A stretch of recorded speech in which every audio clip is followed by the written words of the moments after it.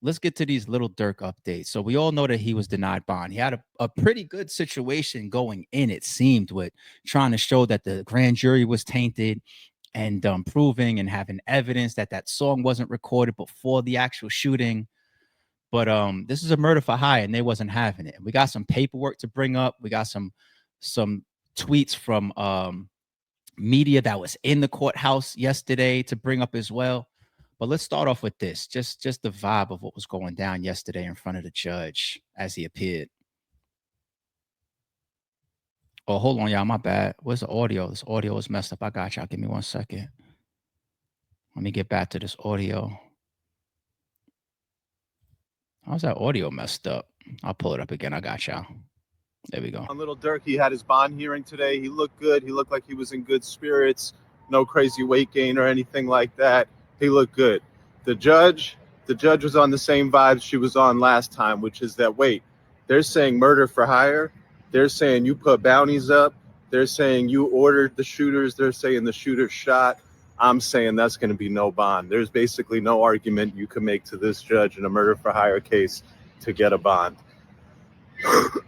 The one silver lining for the defense is that the prosecution's case has taken two major hits. One, the prosecution has had to abandon their allegation that he rapped and celebrated about this murder, that he put these lyrics out talking about, oh yeah, I got you, you out here screaming no, no, crying in the street. The prosecution had to back away from that allegation. It was proven false. They need that allegation, and now they're not going to be able to have it. The other allegation they backed away from, which is huge, it shows the weakening of the case. Previously, the prosecution had alleged that Durk paid the bounty for the death through one of his co-defendants, and they named the co-defendant. Now they've backed off that allegation. They're not actually saying that Durk paid the bounty through the co-defendant or anyone else. And the fact that they're not saying that suggests that previously they thought they were going to be. Update on Lil Durk. He had his bond hearing today. He looked good. He looked there. Like so there's stuff that continues to come out about this. Like I said, the last 48 hours to 72 haven't been the greatest for Lil Durk. And give me a second. We're going to get back into some of that paperwork from the alleged murder for hire related to his brother D thing. There's some other stuff we want to look over there, but peep this, man. So when we talk about stuff that's coming out of the court, because remember, not everything is televised, people, okay? Not everything is available to us like the ASAP Rocky trial. You got people that's on the ground, that's in these courthouses, and then they're reporting on it, and this is what they do for a living too. No different than Inner City that we follow on Twitter, that was giving us a lot of the updates out of New York for the K Flock case, right? And it's going to be similar for the Diddy situation. There's no cameras inside. All right, but look at this. This is from Jason Meisner. I looked him up on Twitter. I pulled up this @ This is a real person that's in and out of these courthouses, doing media and doing follow-ups and doing all the updates. In this particular courthouse, he also writes for the Chicago Tribune. So he's valid. He's got like 16, 17,000 followers on Twitter. But look at this news. The FBI has linked Chicago rapper Lil Durk to a second murder for hire plot that allegedly took place in Chicago in 2022.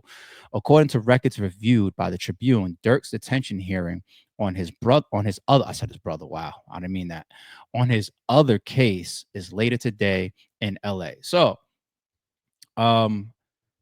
we did bring up that paperwork yesterday, and we talked about there's a snitch in that situation, right? If you didn't see yesterday's video, the case that's in Illinois right now, the two shooters that are alleged shooters that are in custody for the alleged get back murder for Lil Durk's brother D Thang, one of them is in a cell with a snitch, somebody that literally is working with the government and was recording their conversations. And allegedly, it was reported that it's not allegedly reported. We read the paperwork yesterday. In that paperwork, it says that CS, confidential source, has recordings of that alleged shooter that's in custody admitting to getting paid from a well-known rapper from Chicago, and they keep listing him in the paperwork as individual A. Now, OTF is clearly stated in the paperwork. Now, is individual A Lil Durk?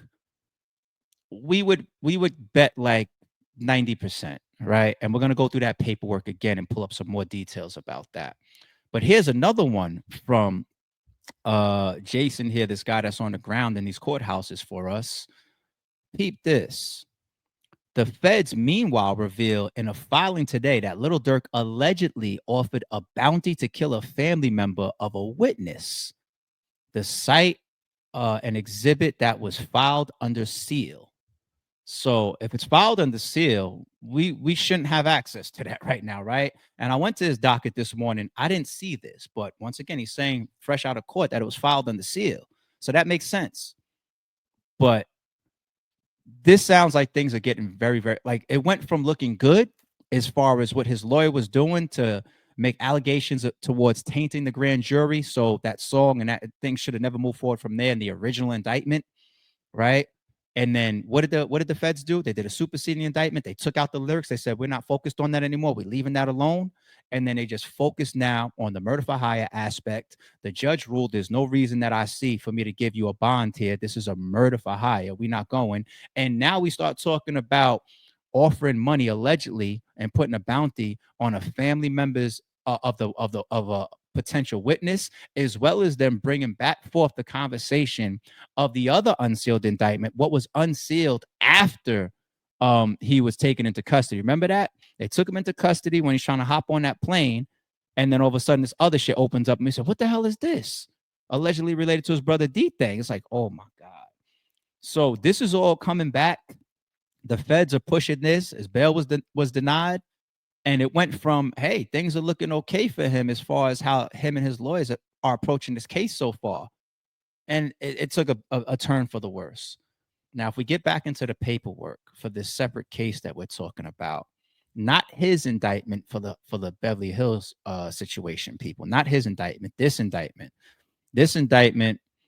United States versus Preston Powell, also known as Marley. The other shooter, I believe, has his own paperwork or like has his own indictment paperwork going on, which is why the two shooters aren't named on this, I believe. But we pulled up some of this yesterday. Let me search now the individual A that we were talking about in this in this indictment, and let's see where we find it. All right, indictment A. Here we are. I'm sorry, individual A. In its initial filing, the government inadvertently used the same anonymized name, individual A, for two different people. This amended version corrects that error. All right, so that's just a typo. Let's see where we find it next. All right, here it is again. Let's go above where it starts. As discussed below, during his recorded conversation with the CS, Montgomery Wilson detailed how he and Powell murdered Mac to collect a cash bounty from a Chicago-based rapper, Individual A. This is the recorded conversation, once again, from the person that's working in the damn cell. In the cell. Let's find it again. Individual A. All right, not that. Let's keep going. Okay. During his recorded conversation with the CS, once again, confidential source, Montgomery Wilson told the CS that they killed Mac to collect a bounty that had been put on Mac's murder by Individual A, once again, who was associated with the music label OTF, also, well, Only the Family, also known as OTF. Okay, where else do we find Individual A? On February 17, 2022, Individual A was in Chicago conducting a podcast interview that was later posted to YouTube. Text messages and video recordings recovered from Montgomery Wilson's cell phone reflect that he was present for the interview. So what that sounds like is, let's say hypothetically, if Individual A was Lil Durk, he's there somewhere doing a podcast and he's got his homies around him. He's got his homies there with him as well. You know how people move in groups, they move in entourages. And they got some text messages above from Powell and Montgomery, allegedly the two shooters. What's up with OTF? Montgomery says nothing. So he's trying to keep it short. Powell, what do you mean? They're not paying? This looks like this is the point where they're trying to, he's trying to allegedly collect his money from the shooting, the revenge hit, right? Montgomery Wilson replies, we waiting. He comes up here on the 17th. So, and then Powell writes back, all right. But we waiting. He comes back up here on the 17th. So that paints a clear picture. This person is trying not to say Lil Durk's name in a text message, of course, obviously. But We wait, and he comes back up here on the 17th. Who comes back up here? This paints a picture of a person that's moving around. You know what I'm saying? Not somebody that's just doing hits or doing murders in Chicago. This is somebody that's traveling a lot. Okay, he comes back up here on the 17th. Right. So we're just going to keep saying individual A, but let's read the paperwork and see why it's like they just have yet to fully accuse Little Durk in this indictment. Not the one that he's fighting for Quando Rondo's cousin. Obviously, that's why he's sitting. But these charges might be on the way. That's why they unsealed it right after they arrested him. They had it for a year. Why did they wait? 2 days after he got arrested, it got unsealed? Why? You just want me to keep playing dumb as I read individual A here, huh? Okay. Let's keep acting like it's individual A. It's an anonymous person. I guess that's as fair as I can be as well. All right. More text message conversation. In a car, what you doing? Montgomery says, at the interview, shit. This other person says, shit, you got it. Montgomery says, not that type of interview. It's the little shit the rapper be doing. So you're rolling around with somebody, and they don't even got a name of who this 8942 person is, but they obviously got Montgomery shit tapped. They interviewing individual A. Now, the person from this 8942 number that's talking to Montgomery doesn't say individual A in his damn text message. People don't talk like that. They don't talk by saying individual A. They don't. You know what I'm saying? This is the paperwork formality for their whatever reasons covering up whose individual A's real name is. Now, the only time I've ever seen people's names covered up, like for example, redacted, where you see the black bar over it, or you just say the CS, or you say victim one, like everybody's like in the Diddy situation. At this point, who doesn't believe victim one and all this paperwork we keep reading isn't Cassie? This shit says shit like victim one was dragged down hotel hallway and then kicked, and then Diddy throws a vase at her. And we're still, after seeing the video, we're still supposed to say victim one instead of Cassie. That's what's happening here. Individual A. You know, so we see the changing of the names to protect the witnesses, to protect the snitches, or possibly they're just not ready to fully charge Durk with this. If this was one of these regular, just random Chicago shooters, they wouldn't be going to hell and back doing all this individual A. And it looks like they're still building a case and unsealing it right after Durk gets arrested. No, I think this is just being built for him. They got their two alleged shooters. They got evidence and the guns that was told. They got all that type of stuff where this indictment is going forward on those two guys. And you got a damn snitch in the jail cell talking with one of the shooters allegedly talking to one of them. But why is individual A being masked thus far? The victim one, Cassie, being masked thus far? They're just not ready for Lil Durk. Why? Because he's high profile. He's high profile. He got money. He's got this other indictment that they possibly don't want to mess up. But when they feel the time is right, or when they feel it's really, really that, and shit, they already got talking from the jail cell, they could use that within itself. You got an informant right there. This individual A will be turned to Lil Durk. Unfortunately, it seems like for Durk, and those charges will be fully brought. What else do y'all see at this point? This ain't no reach. We're reading the fucking paperwork.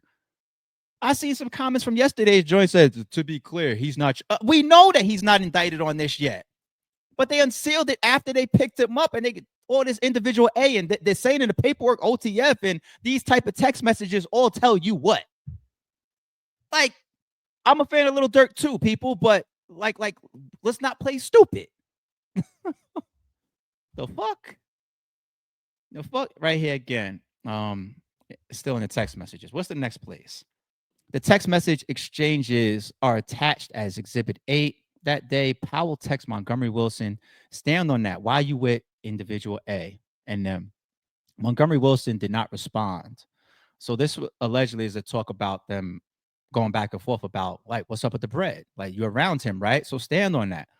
Confront him. Say, yo, what's up with the bread? We did that thing. Stand on that. That's what those text messages is about in that particular case. And then it continues. Wilson did not respond. On February 18th, Powell texts Montgomery Wilson, did individual A gave you that money? Montgomery Wilson did not respond again. Montgomery Wilson is trying to move in a way that's calculated. Like, I don't say no names. I'm not answering certain text messages. Powell is pushing it, and Powell is going to be looked at as one of two things: working or reckless. All right, or just it could be stupid. The type of text messages and pushing stuff or whatever, this type of stuff that you would think these gangsters do face to face, but they texting about stuff. And here it is in the indictment. What's next? On March 2nd, 2022, a Facebook story was uploaded to Montgomery Wilson's Facebook account that depicted Montgomery Wilson holding money while one of Individual A's songs played in the background. And the lyrics from the song were displayed over Montgomery Wilson and the money. Montgomery Wilson's Facebook story is attached to Exhibit 9. We brought that up last year, didn't we? This is once again us seeing the Cassie video, right? And then reading the paperwork and it's saying victim one. And I say, well, maybe it doesn't mean Cassie. I do remember this post. So now we're going to say that one of the alleged shooters that's trying to collect the money that they got these text messages of, and this individual A isn't Lil Durk, but when he posted up all this cash money that he was showing allegedly from collecting his bread, and then there's like videos and pictures of them together in like a living room or something. I remember this shit. And you got Durk's song playing in the background and specific lyrics that would be incriminating. Once again, let's all just play stupid, right? All right. Montgomery Wilson's Facebook story is attached as Exhibit 9. Montgomery Wilson's recorded statements to the CF. On January 6, 2023, Montgomery Wilson was convicted of being a felon in possession of a firearm, etc., etc. Do they have that exhibit in here? Is it here or is it in that separate paperwork? Because I'm not going to grab that right now, but we definitely saw it when we pulled that up last year. I don't see the exhibit, at least here, for that Facebook post, but it's out there. All right, what's this last time that, or one of the last times? Oh no, we're getting there. All right. Further, as discussed above, minutes after the shooting, Powell called Montgomery's phone. The calls went unanswered because Montgomery Wilson's phone, which had his DNA on it, was left behind in the Chrysler 300. Right? We showed that yesterday too. Remember that in the paperwork, people? One of the shooters allegedly left their phone behind in the car, along with a coffee cup that had Powell's prints on it. So they got DNA evidence. Moreover, Montgomery Wilson's statements about committing the murder to collect a payment from Individual A are corroborated by Montgomery Wilson's text messages to Powell concerning collecting payment from OTF on the 17th. I mean, what do you got here for Individual A? Montgomery Wilson's text messages with Powell concerning collecting payment from OTF on the 17th. The individual, or the same day that Montgomery Wilson was present at Individual A's podcast interview in Chicago. I think even last year we tried to find that podcast. I don't think we found it. Maybe it could have been taken down. It could have still been up. Maybe we didn't find it, but crazy. I mean, the way that the feds play, they could probably go to that podcast person and try to subpoena him. I know Vlad claims that if he's ever subpoenaed, and he's talked about times where he has been before, he ain't giving up no extra footage or nothing related to people that he interviews, and he just lawyers up, right? But when the people come, look at the Big U situation, right? They're saying that the producer of that studio, allegedly, that Big U came and picked up the young man that he killed, allegedly, RW, right? The paperwork was written in a way that says that producer was cooperating. And when I say cooperating, I don't mean a snitch, because he could just be a flat out civilian. Hey, this is my studio. I got these artists in here on behalf of Big U, allegedly, and it is what it is. And then the feds come and they ask him questions, and he's going to answer. You don't got nothing to do with that shooting in that situation, or murder, or the extortion and all that. It's no different. You never know if they go into these people too. The degree of specificity of corroborated detail contained in the Montgomery Wilson's recorded statements, which were made before he was charged in the case and had access to any discovery materials, belies Powell's contention that the statements are unreliable. The recording also makes clear that Montgomery Wilson was not seeking to shift or spread the blame to Powell. Okay. You just claiming it for yourself. So this is what I mean when we started back on this path yesterday. things are really getting worse once again. It's like with Dirk's situation, we could only go on what we're seeing. It's an active case, people. Don't drop comments saying stupid stuff like last week it was positive for him. This week it's negative. That's how it's called developments. It's called case developments. Literally called case developments. One day,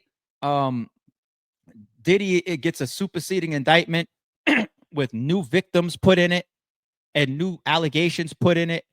And his team says, "Yo, we need more time to prep for this. We wasn't expecting this. Trial starts a month out, and we got all this new stuff that the government came with. We need time." And the judge says, "No, we're still starting in May." That's bad news. Okay, that's like, oh shit, uphill battle for Diddy once again.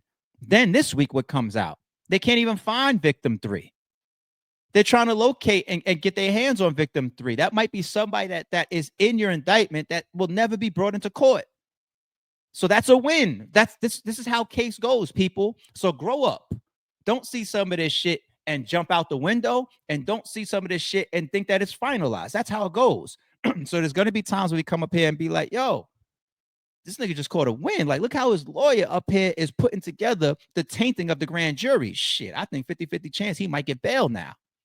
And then the feds pull what they pull. And they're like, no, we taking that out. We don't care about the lyrics no more. He said, oh shit, it's up. And then look at the stuff we just went over. That was also mentioned along with alleged bounties put on witnesses, family members, comes out of court. Yeah, things are going to go up and down. That's the nature of a case. It's the nature of a case. Last but not least, as it pertains to Lil Durk, his father leaving court, after bond was denied. Could take a quick look at that. We're looking for our day in court. This was a bond hearing, expectations of this bond hearing where it was at. But we're looking to go to the district court before the real judge, and then, not saying she's not a real judge. No, I know. Right, just go before the real judge.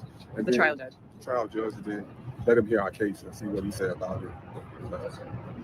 How's your son holding up? Oh, he's strong, focused. You see the smile that was on his face, both during the time and afterwards of her room, and he's still smiling, he's still strong. He's standing on his faith, and believing that God will make a way for him. Lil Durk will remain behind bars for now.